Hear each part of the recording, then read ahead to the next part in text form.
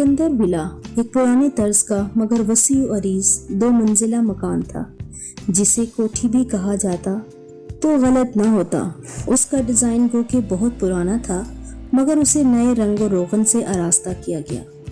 बाहर बड़ी बड़ी बेलें लटक कर दोनों तरफ की दीवारों को खुशनुमा बना रही थी। पोर्च इतना बड़ा था कि जिसमें बियक वक्त 3 गाड़ियां बआसानी खड़ी की जा सकती थी। पोर्च के इख्तिताम पर बागीचा शुरू हो जाता था, जहां एक उधेड़ उम्र मेहनती सा माली उसकी तराश खराश में मसरूफ नजर आता रहता। घास के सबज कित्ते के 3 तरफ सुर्ख ईंटों की बजरी की क्यारियां थीं, जिन पर थोड़े थोड़े मुनासिब फासले पर बड़े बड़े दरख्त थे और दरमियान में मौसमी पौधे थे, जिनमें मुख्तलिफ रंगों के फूल निगाहों को खैरा करते और बागीचे में ताजगी का एहसास दिलाते। एक तरफ पक्की सुर्ख ईंटों का तालाब सा बना हुआ था, जो इंसानों के नहाने के काम तो नहीं आ सकता था, अलबत्ता उसमें 2 बतखों की जोड़ी तैरती रहती थी। लॉन के इब्तदाई हिस्से में बड़ा सा जाली का दरवाज़ा था, जो रिहायशी हिस्से की तरफ खुलता था और यहीं से इस हवेली के अंदर जाया जा सकता था। अंदरूनी हिस्से यानी रिहायशी हिस्से में पुराने तर्ज के छोटे बड़े हर साइज के कमरे थे, जिन्हें जदीद सामान से आरास्ता किया गया था। ताहम मशरकी रवायतों को भी मलहूज रखा गया। कीमती और फैशन के मुताबिक नरम गदाज सोफे थे, तो कहीं कहीं रंग बिरंगी पीढ़ियां भी इस्तेमाल दिखाई देती थीं। कालीन बिछे थे तो सवाद की लकड़ी के तख्त भी बिछे नजर आते, जिस पर खुशनुमा रलियां बिछी रहती। खूबसूरत वलायती शोपीस अपनी बहार दिखाते नजर आते, तो मुल्तान के बड़े बड़े नक्श वाले गुलदान भी पूरी तमकनत के साथ जलफाए अफरोज थे। बावर्ची खाने में चाइना की क्रॉकरी भी थी और पाकिस्तान गुजरांवाला के नित नए बर्तन भी खूब इस्तेमाल हो रहे थे। डाइनिंग टेबल पर ज़रूरतन इस्तेमाल किया जाता, मगर ज़्यादातर रात के खाने पर दस्तरखान सजाया जाता और इकट्ठे खाना तनावल किया जाता। गर्ज की मशरकी रवायात की पासदारी इस खानदान का वतीरा थी। इंग्लिश मीडियम में तालीम पाने के बावजूद बच्चों की कलूब में अपने मजहब की मोहब्बत बसी थी और दीन इस्लाम की मोहब्बत के साथ अपने कल्चर, अपने वतन की मिट्टी की मोहब्बत करने का हमेशा एहतमाम किया जाता। यूँ सिकंदर विला में रहने वाले अलग अलग मिजाज, मुख्तलिफ आदात रखने वाले सब एक ही डोर में बंधे थे। सिकंदर हयात नियाजी के इंतकाल के बाद उनकी बेगम रफिया बेगम इस घर की बड़ी थी। उनका बड़ा बेटा जलाल नियाजी ऊपरी मंजिल में रिहाइश पजीर था। गो के पकाना खाना अलहदा था, मगर दिलों के फासले न थे। निचली मंजिल पर कमाल रहते थे और तलाल नियाजी और इन 3 भाइयों की इकलौती बहन लाला रुख, जिसका एक प्यारा सा बेटा हमजा था। देखने में वो एक नौखेज कॉलेज गर्ल ही नजर आती। एक बच्चे की माँ तो शायद तो क्या शादीशुदा भी नहीं लगती थी। जो भी उम्र में वो इतनी बड़ी हरगिज न थी। इससे बड़ा तो उनका भतीजा जाजिब था, जो खुद 2 बच्चों का बाप था, और कमाल की बेटी हुस्ना भी उसकी हम उम्र थी। इसकी 2 बेटियां थी, हंसमुख बजला सज, बच्चों में बच्चा, जवानों में जवान और बड़ी बूढ़ियों में उन जैसी हो जाने वाली लाला रुख, जिसे सब लाली लाली कहते थे। छोटे बड़े सब इस बेतकुल्फी का मुजाहरा करते नजर आते। लाली बात सुनो, लाली जरा इधर आना, लाली प्लीज ये काम कर दो। जहाँ मोहब्बत के सोते बहते थे, हंसी मजाक चलता था, सब दुख सुख के साझी थे, वहीं उस घर में हर घर की तरह कई मसाइल भी थे, कई उलझने, परेशानियां और दुख बिखरे हुए थे। पोर्च में गाड़ी रुकने की आवाज आई तो रफिया बेगम ने तख्त पर बैठे बैठे अपनी सिमत खुलने वाली खिड़की का पर्दा जरा सा सरका कर बाहर झांका। चलो शुक्र है आमना खैर से पहुंच तो गई। उन्होंने तमानियत आमेज सांस खींची। अच्छा है सबिया और असद नहीं आए। उन्होंने सादिया फुफो को देखा, जो आमना बेगम की आमद का बहलावा देने लगी थी। उन्होंने रुककर सास की तरफ देखा। उनका दिल उदास हो गया था। एक ही तो भाई था उनका। मुझे पता था असद न खुद आएगा, ना ही उस बेचारी सबिया को भेजेगा। हाँ भाई, वो क्यों आएगा? उसकी शान न घट जाए, ऊंची नाक नीचे ना हो जाए। बड़े शहर के बड़े लोग हैं, बड़ा बिजनेसमैन है, एक एक मिनट कीमती है उसका। भांजे की शादी में शिरकत करने चला आता तो कीमती वक्त जाया हो जाता, लाखों का नुकसान हो जाता। وہ پاندان اپنی طرف کھینچ کر سخت برے دل کے ساتھ ایک سانس بھر کر چھالیا کترنے لگی۔ ارے میں ساس بن کر تھوڑی تمہیں سنا رہی ہوں، تم کیوں جی چھوٹا کر رہی ہو؟ تمہیں میں کوئی الزام نہیں دے رہی۔ پھر قدرے متصفانہ سانس بھر کر بولی، وہ میرا بھی سگا بھانجا ہے، بچپن سے اس کی عادتوں سے واقف ہوں میں، اور پھر سبھیا کی بھی خیر سے میری نند کی بیٹی ہے، خود میں نے یہ رشتہ کرایا، اس بیچاری کا بھی کیا قصور؟ سارے رشتے ایک طرف، شوہر کی تابعداری ایک طرف، وہ کیا کرے؟ شادی کے بعد سارے رشتے عورت ذات کے رل جاتے ہیں، وہ بیچاری اس دواجی بندھن کو ہی قائم رکھنے میں جتی رہتی ہے۔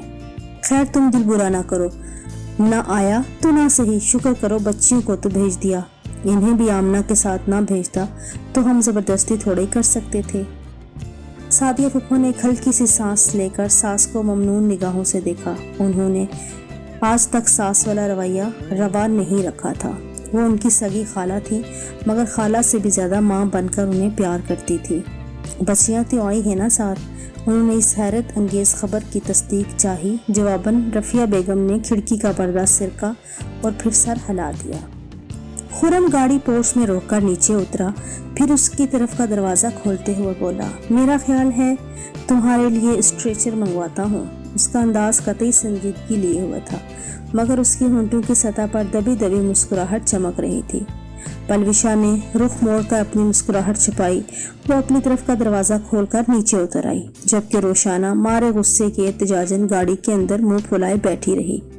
اس لڑکے کی تو مذاق کی عادت ہے، اب تم منہ بسورنے نہ بیٹھ جانا۔ ٹھہرو، میں اندر سے لڑکیوں کو بلاتی ہوں، ان کے ساتھ سنبھل کر باہر آ جانا۔ دادی کی بات پر روشانہ نے کڑوا سا منہ بنا کر خرم کی طرف دیکھ کر نظروں کا رخ پھیر لیا۔ میں اندر نہیں جاؤں گی دادو، بس ہاسپٹل لے چلے مجھے، میں سچ کہہ رہی ہوں، مجھے بے حد پین ہو رہا ہے۔ ہمت کرو نا آپی، خرم بھائی کہہ تو رہے ہیں کہ گھر میں ڈاکٹر موجود ہیں۔ اب سعدیہ پھپھو کا اتنا بڑا خاندان آباد ہے، اس میں کوئی ڈاکٹر تو ہوگا ہی نا۔ پلوشا نے اسے تسلی دینا چاہی۔ مجھے کسی بھی گھریلو ڈاکٹر سے قطعی علاج نہیں کرانا۔ اس نے اس کا ہاتھ جھٹکا اور گھٹنے پر سر جھکا لیا۔ اچانک شور سنائی دیا، جالی کا دروازہ کھلا اور لڑکیوں کے چہرے دکھائی دیے جو ان کے استقبال کے لیے کسی سیلابی ریلے کی طرح باہر آئیں۔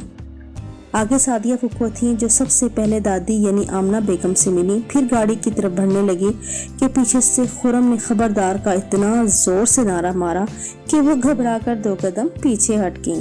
امی حضور، فوراً اسٹریچر کا انتظام کیا جائے، آپ کی بھتیجی حضور کو بھینس نے ٹکر مار دی ہے اور وہ اپنا پاؤں توڑوا چکی ہیں۔ انہیں 100% یقین ہے کہ ان کی پاؤں کی ہڈی بری طرح مجروح ہو چکی ہے اور جس کے ٹھیک ہونے کے چانسز بھی نہیں ہیں۔ اسٹریچر، فوری اسٹریچر۔ کیا بدتمیزی ہے خرم! سعدیہ پھپھو نے اسے ایک چپت رسید کی اور جلدی سے گاڑی کا دروازہ کھول کر اندر جھانکا۔ ارے کیا ہوا میری بچی؟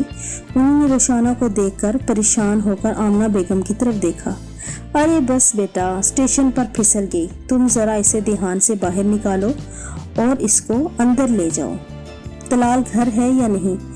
کب سے اس نے ہاسپٹل جانے کی رٹ لگا رکھی ہے، میں اسے زبردستی گھر لے آئی ہوں۔ آمنہ بیگم یہ کہہ کر تھکی تھکی سی اندر کی طرف چل دی۔ لڑکیاں ساری ہکا بکا گاڑی کے ارد گرد جمع ہو گئی۔ عجیب سی سچویشن کا سامنا تھا۔ ہائے اماں، پھر سیدھے ہاسپٹل ہی جانا تھا نا۔ خرم، تم میں بھی ذرا عقل نہیں ہے، طلال کے ہاسپٹل ہی لے جاتے، جانے راستے بھر بچی نے کتنی تکلیف اٹھائی۔ آؤ روشی میری جان، ہمت کرو، ابھی ڈاکٹر کو بھی دکھا دیتی ہوں۔ سعدیہ پھپھو کے لہجے میں ایسی مٹھاس اور حلاوت تھی کہ روشانہ رونا دھونا بھول کر کچھ خفیف سی ہو کر ان کے سہارے نیچے اتری، مگر فرش پر پاؤں رکھتے ہی ایک کرہ اس کے لبوں کے درمیان پھٹ پھڑا کر رہ گئی۔ اس نے اپنے آدھے زیادہ وزن پلوشا پر ڈال دیا، مگر سعدیہ پھپھو نے اس کی کمر کے گرد اپنی بازو حائل کر کے اسے اپنے ساتھ لگا لیا۔ لڑکیاں ساری ادھر ادھر ہو کر راستہ دینے لگیں۔ تب وہ سج دھج کر پورچ سے جالی کے دروازے تک پہنچی۔ ہر وقت مذاق سوچا رہتا ہے خرم کو، اب یہ کوئی مذاق کا وقت تھا؟ بچی درد سے بے حال ہو رہی ہے۔ اسے بستر پر لٹا کر سعدیہ پھپھو نے خرم کی خبر لے ڈالی۔ گھر میں ڈاکٹروں کی کمی نہیں ہے امی، اپنا عادل بھی میڈیکل کے 2 سال میں، ہڈیاں جوڑ نہیں سکتا تو کیا ہوا، توڑ تو سکتا ہے نا۔ میرا مطلب ہے فٹ پاتھ کے جتنا ڈاکٹر تو بن ہی چکا ہے۔ اس نے یہ کہہ کر سعدیہ پھپھو کو دکھانے کے لیے گھبرانے کی ایکٹنگ کی، پھر پرویشا کی طرف دیکھ کر مسکراہٹ اچھالی۔ خرم، ذرا بھی تمہیں صورتحال کا احساس نہیں؟ جاؤ جا کر طلال کو فون کرو کہ وہ جلدی گھر آ جائے۔ مجھے نہ صرف سنجیدگی بلکہ رنجیدگی کا بھی پوری طرح احساس ہے۔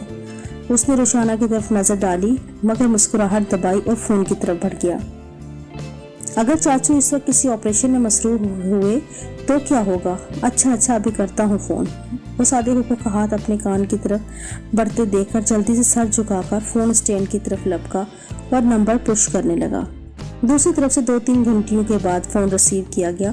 یقیناً طلال ہی تھا۔ وہ سلام دعا کرنے لگا، اس کی خیر خیریت پوچھنے لگا تو رفیہ بیگم نے اس کے ہاتھ سے ریسیور چھپٹ لیا اور گھور کر دیکھا، پھر فون کی طرف متوجہ ہوئی۔ طلال، تم فوری گھر پہنچو، ایمرجنسی ہو گئی ہے، یہ کہہ کر انہوں نے ریسیور رکھ دیا۔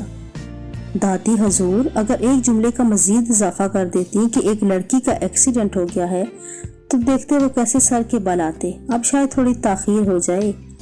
اس کی بات پر رفیہ بیگم کے سینے سے بے اختیار ایک ٹھنڈی سانس خارج ہوئی۔ یہی تو دکھ ہے، لڑکی کے نام پر وہ سر کے بل تو کیا قدموں کے بل آتے ہوئے بھی 100 بار سوچے گا۔ خرم، چلو نکلو یہاں سے، تم ناحق فضول بکواس سے سر دکھا رہے ہو ہمارا۔ سعدیہ پھپھو نے اسے پکڑ کر باہر دھکیلا، پھر بیڈ کے پاس آئیں اور روشانہ کا سر پیار سے سہلانے لگی۔ بس تھوڑی دیر میں طلال آ جاتا ہے، وہ بہت اچھا سرجن ہے، تسلی سے تمہیں دیکھے گا، گھبراؤ مت۔ ان کے لہجے سے اسے حقیقی تسلی مل رہی تھی۔ وہ کسی حد تک درد بھی کچھ کم تھا جو آرام دہ بستر پر لیٹنے اور ٹیبلٹ کھانے کی وجہ سے کم ہوا تھا۔ وہ پرویشا کی طرف متوجہ ہوئی جو کرسی پر پرتکلف سے بیٹھی تھی۔ ارے وشی، تم باہر چلو نا، چل کر سب سے ملو، اس طرح کمرے میں بند ہو کر کیوں بیٹھ گئی ہو؟ کوئی تکلف نہیں چلے گا، یہ سب میرے اپنے ہیں، تمہارے بھی اپنے سگے ہی ہیں نا اماں۔ وہ رفیہ بیگم سے بولی، آپ ذرا روشانہ کے پاس ہی رہیے گا جب تک طلال نہیں آتا، میں پرویشا کو لے جاؤں، اسے سب سے ملواؤں۔ لڑکیاں ساری میری وجہ سے کمرے میں نہیں آ رہی ہیں، ورنہ تو سبھی ان دونوں سے ملنے کو بے چین تھی۔ وہ ہنس دی اور پرویشا کو لیے کمرے سے باہر چلی گئی۔ پھر اس کا فردن سب سے تعارف کرایا۔ وہ سب بہت جلد گھل مل جانے والے لوگ تھے اور کچھ اس کی اپنی فطرت بھی ایسی تھی۔ ہنا سے تو اس کی پہلے بھی بات چیت رہتی تھی، وہ اکثر سعدیہ پھپھو کے ساتھ ان کی یہاں آتی رہتی تھی۔ اس کے علاوہ سعدیہ پھپھو کے جیٹھ کی بیٹی نازش سے بھی اس کی جلد دوستی ہو گئی۔ لالا رخ عرف لالی اسے بے حد اچھی لگی اور حسنہ آپا تو بات پر کھلجڑیاں چھوڑنے والی معلوم ہوتی، کسی حد تک خرم کی فطرت کی معلوم ہوتی تھی۔ البتہ عادل کم گو تھا، تاہم چشمے کے اندر سے اس کی آنکھیں ہمہ وقت مسکراتی محسوس ہوتی۔ جلال چچا کے بڑے بیٹے جاذب بھائی خاصے پرشفقت ٹائپ کی چیز لگتے تھے، مگر ان کی بیگم روبی بھابھی ان کے بالکل متضاد تھی۔ بھرے بدن والی خوبصورت نین نقش والی روبی بھابھی بات پر بکھرنے لگتی۔ ثاقب کو بھی عادل کا ہی ہم عمر تھا اور اس کی طرح کم گو تھا۔ دونوں کزن پڑھاکو ٹائپ کی شے تھے اور دونوں ہی میڈیکل کے سال میں تھے۔ وہ سب سے مل کر خوش ہوئی تھی، خرم سے البتہ کچھ گھبرا سی گئی تھی۔ اس کے سامنے اسے اپنا سارا اعتماد بکھرتا محسوس ہوتا، شاید اس لیے کہ وہ اس کی شرارتوں کے رنگ اور مسکراتی نگاہوں کے رنگ کا کوئی جواب نہیں دے پاتی تھی۔ اس کی حاضر جوابی کے سامنے لاجواب ہو جاتی۔ مایوس سے کے پیلے جوڑے میں ہنا وقتاً فوقتاً سب کی شرارتوں کی زد میں آتی رہتی تھی۔ ثاقب اور عادل نے اسے مس یرکان ہی کہہ کر مخاطب کرتے تھے۔ تمہارا جی متلانے لگا، کل سے تم انہی واہیات کپڑوں میں گھوم رہی ہو، تمہیں دیکھ کر تو مجھے کچھ ہونے لگا ہے۔ خرم کو اس کے زرد کپڑوں سے کوفت ہو رہی تھی، یا پھر وہ محض اسے چھیڑنے کی غرض سے انتہائی برا سا منہ بنا رہا تھا۔ بچے، ابھی تو 2 دن یہ اور انہی کپڑوں میں رہے گی اور تمہیں جی بھر کے کچھ ہوتا رہے گا۔ لالا رخ چائے سرو کرتے ہوئے بولی تو خرم نے مگ واپس ٹرے میں رکھتے ہوئے آہو کی آواز نکالی، جیسے اسے سچ مچ الٹی آ رہی ہو۔ ہنا سچ مچ خفیف سی ہو کر منہ بسورنے لگی۔ دیکھے لالی اسے، یہ خواہ میرے پیچھے پڑا ہے۔ ارے کرنے دو جو کرتا ہے، بھلے سے دن بھر الٹیاں کرتا رہے، ڈرامے باز کہیں کا۔ لالی نے اس کا مگ اسے پکڑاتے ہوئے گھورا، پھر پرویشا کو ایک مگ دیا جو ان کی اس نوک جھونک سے محظوظ ہو رہی تھی۔ لالی کیا یہ شادی والے دن ہی اپنا آ کر کپڑے بدلے گی؟ وہ ترہم بڑی نظروں سے اب بھی ہنا کو دیکھ رہا تھا جو صوفے پر پاؤں چڑھائے بیٹھی تھی۔ اس نے تو اس کی طرف سے کر کے رخ موڑ لیا تھا۔ نہیں، شاید اس دن بھی نہ نہائے، پھر کیا کر لو گے تم؟ تو اس میں اتنا خفا ہونے کی کیا بات ہے؟ میں تو یوں ہی دل کو تسلی کے لیے پوچھ رہا تھا۔ یہ کہہ کر اس نے ایک ٹھنڈی سانس بھری۔ بیچارے آفاق بھائی پر رحم آ رہا ہے۔ تمہیں اس پر زیادہ ترس کھانے کی ضرورت نہیں ہے، تم اپنی خیر مناؤ۔ تمہاری دلہن کو تو ہم ایک ماہ نہیں نہلائیں گے اور اسی حالت میں تمہارے سامنے پیش کر دیں گے۔ حسنہ آپا کی کھلی دھمکی پر اسے چائے کا گھونٹ بھرتے بھرتے اچو لگ گیا، جبکہ لڑکیاں تالیاں بجانے لگی۔ ہیر ہیر ہیر، بالکل اس کے ساتھ تو یہی ہونا چاہیے تھا۔ او ظالمو، اگر تم لوگوں نے اس طرح کا کوئی پلان بنایا تو نتائج اسی کو بھگتنے پڑیں گے۔ ہاں، نہیں تو کیا کر لو گے تم؟ لالی نے اپنی آنکھیں پھیلا کر اسے گھورا۔ کیا کروں گا؟ اس نے بھی جواباً انہیں گھورا، پھر ایک ٹھنڈی سانس بھر کے بولا، ہاتھ پکڑ کر باتھ روم میں چھوڑ آؤں گا، اور کیا کر سکتا ہوں؟ اس کی بات پر سب بے ساختہ ہنس پڑے۔ دلال کی گاڑی کا مخصوص ہارن بجا تو خرم جھٹ سے کھڑا ہو گیا۔ جانے کتنے آپریشن چھوڑ کر بھاگے آئے ہوں گے۔ دادی نے کہا تھا ایمرجنسی ہو گئی ہے، کہیں آپریشن کا سامان بھی نہ لے کر آ گئے ہوں۔ اس نے چائے کا خالی مگ ٹیبل پر رکھا اور باہر کی طرف دوڑ گیا۔ ہاں تو ایمرجنسی ہی ہوگی، اسے کسی نے کھیلنے کو تو نہیں بلایا۔ لالا رخ اپنا مگ لے کر پرویشا کے ساتھ لگ کر بیٹھ گئی۔ اب یہ تکلف وکلف چھوڑو، خالہ جان تو بتاتی تھیں کہ تم بڑی شرارتی قسم کی لڑکی ہو۔ وہ اس پر مسکراتی نگاہ ڈال کر بولی، ارے ایسی ویسی، یہ تو بچپن میں بھی بہت زیادہ تنگ کرتی تھی ممانی جان کو، حسنہ آپا نے کہا، پھر ماضی کی اس کی کوئی شرارت یاد کر کے بتانے لگی۔ حسنہ آپا، پرویشا نے سب کی مسکراہٹوں پر شرمندہ سی ہو کر احتجاج کس قسم کی نظر ڈالی۔ مبادا وہ مزید اس کی شرارتوں سے پردہ نہ اٹھائیں۔ آپا پلیز خرم بھائی کے سامنے اس طرح کی باتیں مت کیجیے گا۔ اس نے خرم کی آواز لیونگ روم کے باہر سنی تو جھٹ سے منت کرتی ہوئی بولی۔ سب بے ساختہ کھلکھلا پڑی۔ اس لڑکے سے ڈر گئی تم؟ لالی نے گھورا، پھر زوردار کہہ کر لگا کر بولی، اس سے تو تمہیں بالکل بھی ڈرنے کی ضرورت نہیں، یہ ایسا افلاطون ہے جہاں تمہاری کمزوری ملی موصوف سر چڑھ جائے گا۔ وہ انگلی دانتوں میں دبا کر خفیف سی شرمندگی سے مسکرا دی۔ کوئی آپریشن تو نہیں، البتہ اہم میٹنگ ضرور چھوڑ کر آئے ہیں۔ خرم نے لیونگ روم کا پردہ ہٹا کر اندر جھانکا، پھر لالا رخ سے مخاطب ہو کر بولا، ایک کپ گرما گرم چائے کا مل جائے گا؟ لالا رخ نے فلاسک کو اٹھا کر ہلایا، پھر سر نفی میں ہلاتے ہوئے بولی، اس میں تو ختم ہو گئی ہے، ٹھہرو میں بھی اور بنا دیتی ہوں۔ دلال کو پینی ہے کیا؟ وہ قالین سے کھڑی ہو گئی۔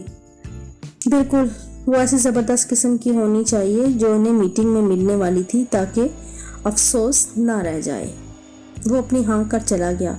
لالا رخ مسکرا دی اور کچن کی طرف چل دی۔